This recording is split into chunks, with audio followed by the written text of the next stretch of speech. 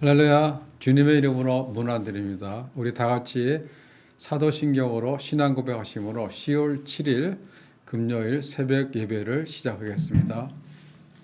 나는 전능하신 아버지 하나님 천지의 창조주를 믿습니다. 나는 그의 유일하신 아들 우리 주 예수 그리스도를 믿습니다. 그는 성령으로 잉태되어 동정녀 마리아에게서 나시고 본디오 빌라도에게 고난을 받아 십자가에 못 박혀 죽으시고 장사된 지 사흘 만에 죽은 자 가운데서 다시 살아나셨으며 하늘에 오르시어 전능하신 아버지 하나님 우편에 앉아 계시다가 거기로부터 살아있는 자와 죽은 자를 심판하러 오십니다.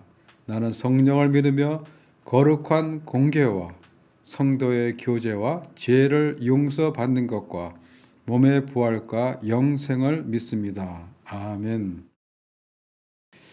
하나님 감사합니다. 오늘도 저희들에게 귀한 생명 주시고 또 이 아침 예배 자리로 나가게 하여 주심을 감사를 드립니다. 성령께서 저희들의 심령을 충만케 하여 주셔서 이 예배 가운데 함께 하시는 주의 임재를 경험하는 귀한 시간이 될 수 있도록 아버지께서 함께 하여 주시옵소서.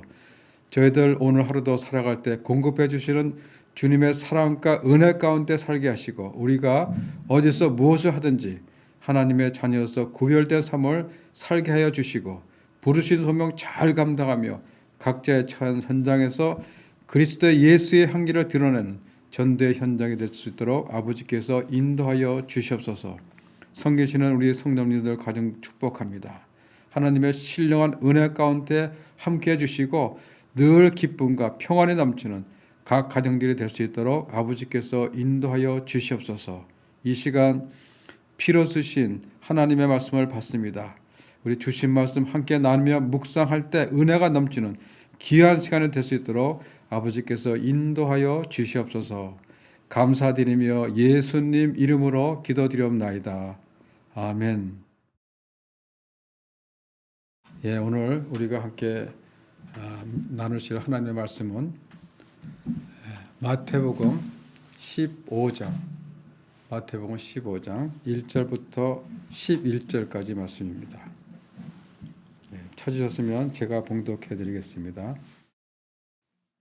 그때 바리새인과 서기관들이 예루살렘으로부터 예수께 나와 이르되 당신의 제자들이 어찌하여 장로들의 전통을 범하나이까? 떡을 먹을 때 손을 씻지 아니하나이다. 대답하여 이르시되 너희는 어찌하여 너희의 전통으로 하나님의 계명을 범하느냐?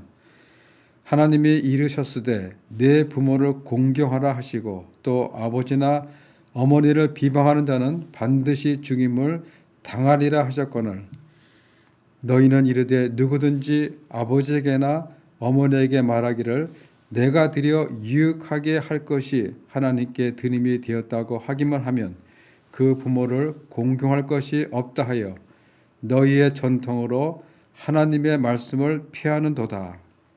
외식하는 자들아 이사야가 너희에 관하여 잘 예언하였도다. 일렀으되 이 백성이 입술로는 나를 공경하되 마음은 내게서 멀도다.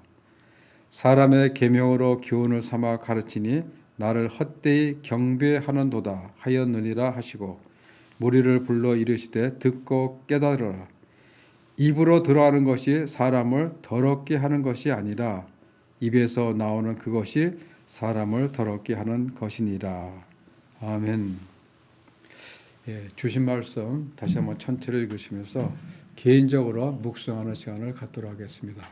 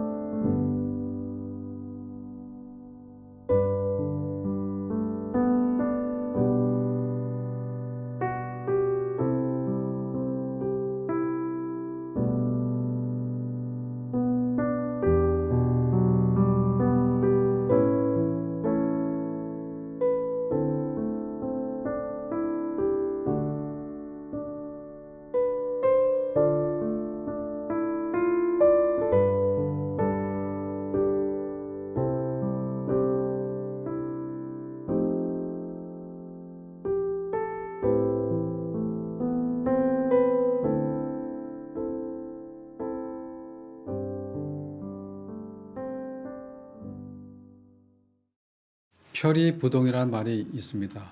겉과 속이 다르다는 뜻으로 이중적인 사람을 가리킬 때 쓰는 말인데 이 시대를 사는 사람들 가운데 이러한 사람들을 우리는 종종 볼 수 있습니다. 기독교 관점에서 볼 때 이 말의 의미는 종교적 모습만 그럴듯하게 내세우는 경건의 모양만 있는 외식주의자들을 가리킵니다. 외식이란 그 내용이 겉모습과 다른 것을 의미합니다. 이런 사람들은 내용보다는 형식을 중요시하며 종교적인 모습을 지니고 있으나 마음은 하나님과 멀어져 있는 사람들입니다. 당시 예수님의 책망을 가장 많이 받았던 서기관들과 바리새인들이 바로 그런 사람들이었습니다. 바리새인들은 어떤 사람들이죠? 다른 사람들보다 더 경건한 삶을 살았던 사람들입니다. 그들은 성경도 많이 읽고 기도 생활도 열심히 하고 구제 사업도 열심히 하는 그런 사람들이었습니다. 또한 서기관들은 율법에 능한 직업적인 학자 계급에 있던 사람들입니다. 이들은 율법을 연구하며 가르치는 자들로서 백성들에게 아주 인기가 많았습니다. 그리고 사회 전반으로부터 많은 영향력을 미쳤던 사람들이었습니다.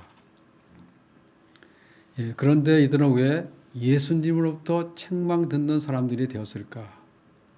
그것은 내려오는 전통에 대한 집착 때문입니다.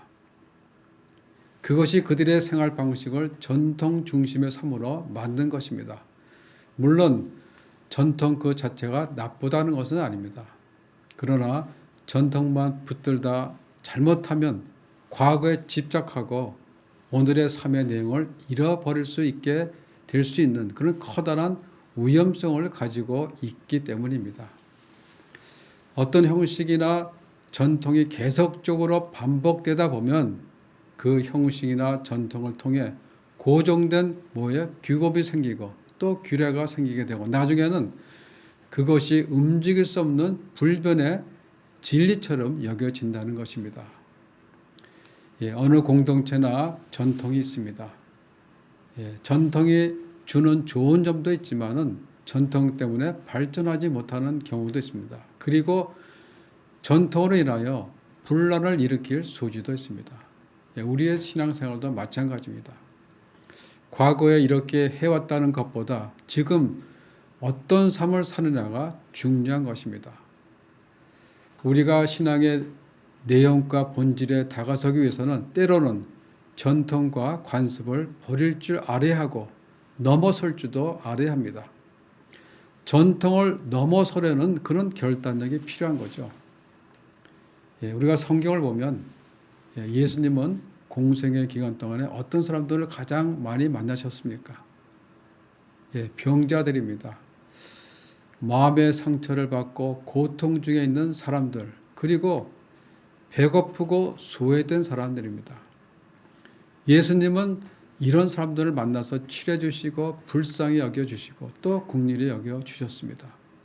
이런 사람들은 사회가 또 교회가 나라 지도자들이 해야 할 일들인데 당시 사회에서 많은 영향력을 미쳤던 서기관들이나 바리새인들도 그렇게 이성적으로 했어야 했는데 그렇지 못했던 것입니다. 왜냐하면 그들의 관심은 딴 곳에 있었기 때문입니다.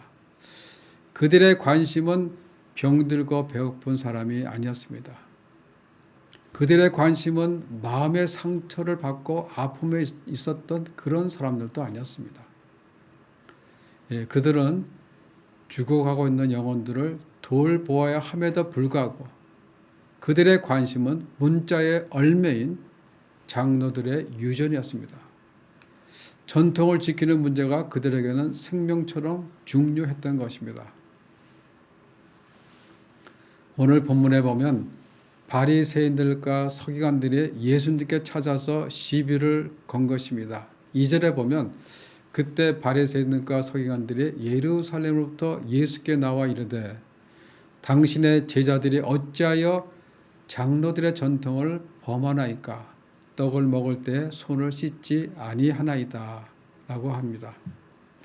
왜 너의 제자들은 음식을 먹기 전에 장로들의 전통대로 손을 씻지 않느냐라는 것입니다. 우리가 오늘날 우리의 관점에서 보면 전혀 시비거리가 되지 않습니다. 자신의 입으로 들어가는 음식을 손을 씻고 먹든 씻지 않고 먹든 그게 무슨 상관이 있겠습니까? 그러나 그 당시 유대인들의 전통에 따르면 이 문제는 아주 중요한 것입니다. 특별히 구약시대의 청결 문제는 구원과 상관이 있었습니다.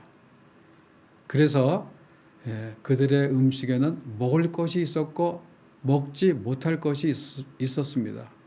또 만질 것이 있었고 만질 수 없는 것이 있었습니다. 그들이 생각하기에 이것은 하나님을 섬기고 구원받는 데 굉장히 중요하다고 생각했던 것입니다. 특별히 그 당시 결례 행위는 아주 중요한 것이기 때문입니다. 어느 집에든지 결례를 행하는 물통이 있습니다. 그래서 반드시 집에 들어가기 전에 손을 씻었고 음식을 먹기 전에도 손을 씻고 먹었던 것입니다.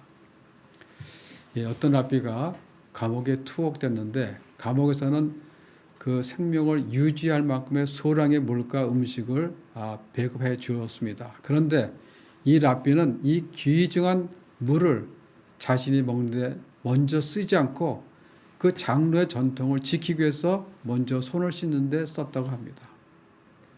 그 정도로 먹는 것보다 전통을 지키는 것이 더 중요했던 것입니다. 그래서 그 당시 유대인들은 음식을 먹을 때 반드시 손을 씻고 먹었던 것입니다. 특히 시장에서 돌아와서 물을 뿌리지 않으면 먹지를 않았습니다. 왜냐하면 시장은 많은 사람들이 모이는 곳이고 또 이방인들과 자주 부딪히는 장소였기 때문에 부정한 곳으로 간주되어서 시장에 돌아온 유대인들은 필수적으로 정결례를 행했던 것입니다. 물을 뿌리는 것은 물에 손을 넣으면 그 물이 오염될까 봐 물을 뿌렸던 것입니다.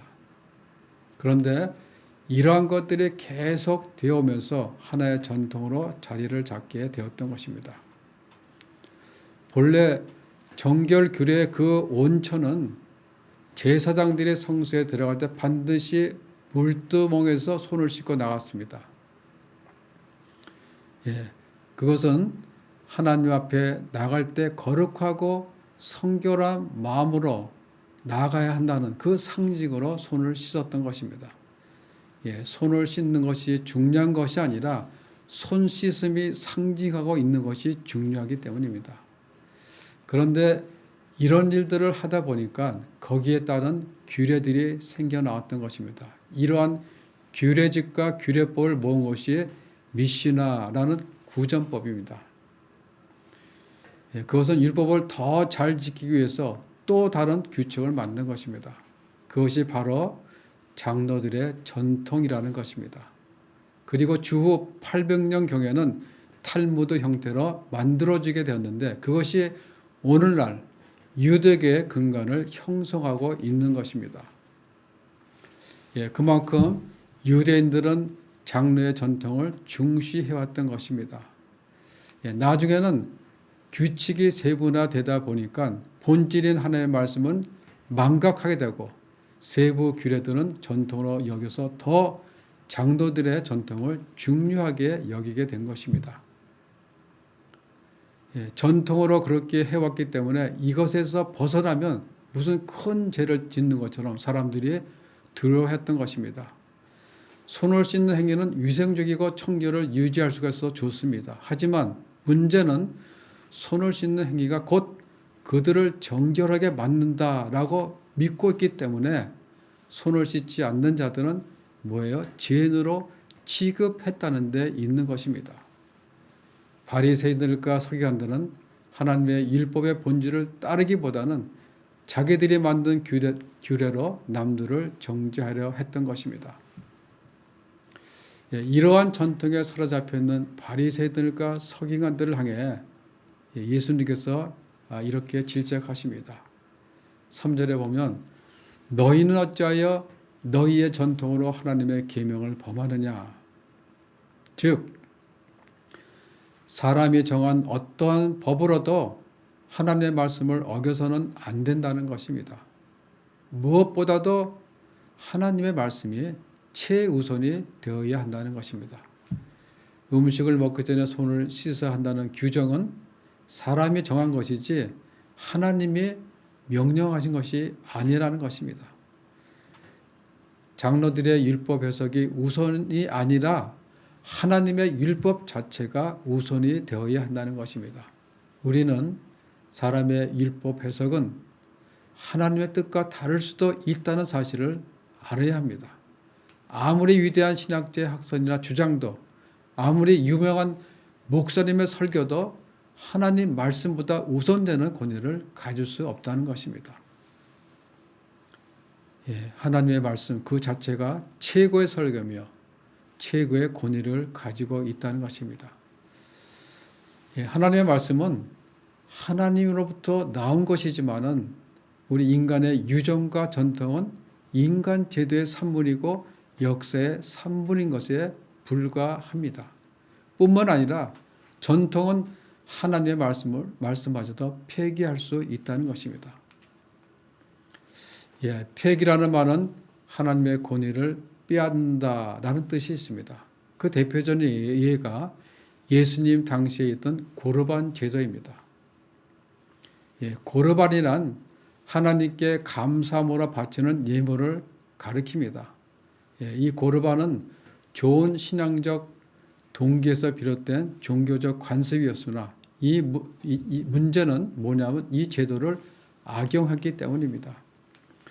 유대인들은 하나님께 대한 자신의 신앙을 나타내 보이기 위해서 여러 사람들과 제사장들 앞에서 고르반이라고 맹세를 합니다. 즉 하나님께 헌물을 바치겠다고 맹세를 합니다. 그러면 고르반으로 하나님께 드린 그 예물들은 비록 자신의 집에 소유하고 있더라도 다른 사람들이 일체 그 물건에 손을 댈 수가 없습니다. 장로의 유전은 자식이 부모에게 복양해야 할 것을 만약 하나님께 바치기로 약속할 경우 부모에 대한 복양의 의무를 지키지 않아도 되었습니다. 어떤 사람이 부모에게 복양할 재물이 있는데 그 재물을 하나님께 헌금하기로 약속했다면 부모에게는 재물을 드리지 않아도 된다는 것입니다. 그런 유전을 만들어 놨던 것입니다. 하나님께 헌신한다는 것을 핑계로 부모를 섬기지 않는 것을 합리화시켰던 것입니다. 문제는 하나님께 드린다 하면서 그 시기를 명시하지 않은 채 일정한 기간 아무도 그 재물에 손을 대지 못하도록 악용한 것입니다. 더욱이 육신이 열려서 생계가 막막한 부모에게조차 고르반이라 둘러대며 부모에 대한 책임을 교묘하게 회피하였던 것입니다. 돕고 싶지만 하나님께 바치기라 맹세했기 때문에 도울 수가 없다는 것이죠. 성경은 분명히 부모를 공경하라고 했습니다. 또 아버지나 어머니를 비방하는 자는 분명히 죽임을 당하니라 그렇게 말씀하셨습니다. 바로 이 하나님의 말씀도 자신들이 만든 유전으로 교묘히 피해 나간 것입니다. 그러나 겉으로 보면 그들을 비판할 사람은 아무도 없는 것입니다. 왜냐하면 굉장히 하나님을 잘 섬기는 것처럼 보이기 때문입니다. 예수님은 바로 이것을 지적하신 것입니다. 6절에 보면 부모를 공경할 것이 없다 하여 너희의 전통으로 하나님의 말씀을 폐하는도다 라고 말씀하십니다. 너희가 부모를 공경한다 하면서 너희가 만든 그 유전으로 하나님의 말씀을 너희들이 지금 폐기하고 있다는 것입니다. 유전과 전통은 하나님을 잘 섬기고 말씀을 잘 지키기 위해서 생긴 것입니다. 그런데 결국은 어떻게 되었습니까? 하나님의 말씀은 순수한 것이지만 그 전통 속에 우리 인간의 생각, 인간의 방법이 들어간 것입니다. 처음에는 좋았는데 세월이 점점 지나다 보니 그것이 오히려 하나님의 말씀을 폐기케 하는 그런 자리까지 가버리고 만 것입니다. 이렇게 인간의 전통과 유전으로 하나님의 말씀을 폐하려는 자들, 그들에게 하나님은 뭐라고 말씀하십니까? 7절에 보면 그들을 향해 외식하는 자들아 라고 말씀하십니다. 그리고 이사야의 말씀을 인용하면서 그들을 이렇게 질책합니다. 이 백성이 입술로는 나를 공경하되 마음은 내게서 멀도다. 그래서 주님은 그들을 책망하실 때 뭐라고 했죠? 회칠한 무덤이라고 하셨습니다. 회칠한 무덤. 겉은 아름답게 회칠을 했어도 그 안에는 뭐예요? 썩어가는 송장이 있을 뿐이라는 것입니다. 전통과 형식이 하나님의 말씀을 대신할 경우 위험성은 언제나 있습니다. 그래서 예수님은 전통과 형식에 집착하는 그 신앙을 경계하라고 경고하셨던 것입니다. 사실 전통에 한번 말려 들어가면 헤어나기가 어렵습니다. 과거에는 이렇게 해왔고 우리 교회는 이렇게 해왔기 때문에 꼭 이렇게 해야 한다는 그런 생각을 바꾸는 것이 쉽지가 않습니다. 이러한 것들은 비본질적인 것들이지만 시간이 지나면서 뭐예요? 본질처럼 변하여 그것을 바꾸는 것은 매우 어렵다는 것입니다. 그러다 보니까 장로들의 전통이 하나님의 말씀을 폐하게 되는 그런 단계까지 이르게 되었던 것입니다. 사실 바리새인들은 하나님을 가장 우선시하고 하나님의 말씀을 가장 많이 연구하며 하나님을 섬긴다고 그로 자부하는 그런 자들이었습니다. 그런데 그들이 하나님과 가장 멀리 있다는 것은 정말 아이러니한 일이라고 아니할 수가 없는 것입니다. 지금 그들은 가장 큰 기회를 맞고 있습니다. 그것은 그들이 지금 예수님을 만나고 있기 때문입니다. 그러나 그들은 비본질적인 것으로 인해 흥분해 있습니다. 왜 손을 씻지 않고 음식을 먹느냐? 바리새인들은 예수님을 만나서 천국 소망에 대한 중요한 그런 대화를 나눌 수 있는 절호의 기회를 만났는데도 그들은 손 씻는 문제 등 비본질적인 것을 문제 삼아 예수님을 만나지 못하고 있는 것입니다. 전통과 형식에 얽매여 양심마저 굳어버린 그런 영적 소경이 된 것입니다. 그들은 스스로가 자신이 삶의 주인이 되기를 원했습니다. 그러나 마음문이 닫힌 그들은 하나님께 더 가까이보다는 가기보다는 뭐예요? 하나님부터 멀어지게 되었던 것입니다. 사실 그들은 예수님을 볼 수도 있었고 또 만질 수도 있었고 예수님의 음성을 친히 들을 수도 또 가르침도 친히 받을 수도 있었던 그런 축복과 특권, 하나님 나라에 들어갈 수 있는 그런 열쇠를 가지고 있는 자들이었습니다. 그러나 전통과 형식에 묶어버린 그 완악한 마음 때문에 스스로가 천국문을 걸어 잠그는 뭐예요? 그런 비극을 초래했던 것입니다. 우리들도 신앙생활하면서 전통과 형식에 얽매여 우리 자신의 기득권 때문에 교회에서나 또는 사회에서 유대 종교 지도자들처럼 그런 강팍한 마음이 나를 지배하고 있지는 않은지, 아니면 하나님의 말씀의 권위를 빼앗는 그런 자리에 서 있지는 않은지, 또 그로 인해 공동체 안에 있는 형제를 또는 내 이웃을 어려운 처지에 빠뜨리고 있지는 않은지, 우리는 서로가 두려운 마음으로 우리들의 삶을 뒤돌아보아야 할 것입니다. 주님은 우리가 전통과 형식에서 자유롭게 되기를 원하시고 계십니다. 그래서 우리는 주님께 100% 우리의 주권, 우리의 모든 것을 내주어야 합니다. 그렇지 않으면 주님이 우리 안에 들어갈 자리가 없어서 우리를 통치할 수가 없습니다. 우리가 매일매일 삶 속에서 주님을 나의 삶의 주인으로 고백할 때 그때 하나님의 통치가 우리 삶 속에서 이루어지는 것입니다. 그 하나님의 통치가 이루어지는 가운데 우리는 주님을 만나고 전통과 형식에서 자유케 되어 그래서 주님이 주시는 그 참 자유와 평강의 기쁨을 우리 성도님들 모두가 받아 누리시기를 주님의 이름으로 축원드립니다. 기도하겠습니다. 하나님, 오늘 우리가 인간이 만든 그 전통과 하나님의 말씀과의 관계를 생각해 보았습니다. 우리는 하나님을 섬긴다 하면서 우리의 유익을 위해 전통과 제도를 만들고 거기에 얽매여 살아왔음을 이 시간 고백합니다. 입술로만 하나님을 경외하고 마음은 하나님으로부터 떠난 그 외식하는 신앙인이 되지 않도록 우리들의 마음을 붙들어 주시옵소서.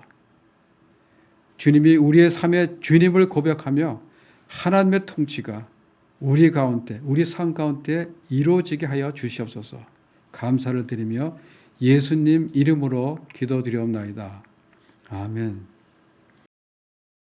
하늘에 계신 우리 아버지, 아버지의 이름을 거룩하게 하시며 아버지의 나라가 오게 하시며 아버지의 뜻이 하늘에서 같이 땅에서도 이루어지게 하소서.